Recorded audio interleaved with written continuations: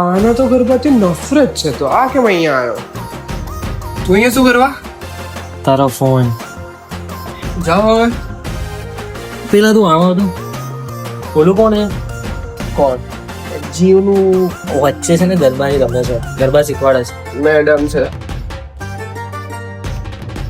આજથી તારો ભાઈ પણ ગરબા શીખશે. મેં મને જોઈન કરવું છે. મને કીધું ને બોલવાની, હું વાત કરું છું ને. તો મેં મારે છે ગરબા, પણ મને ગરબા બિલકુલ નથી આવડતા.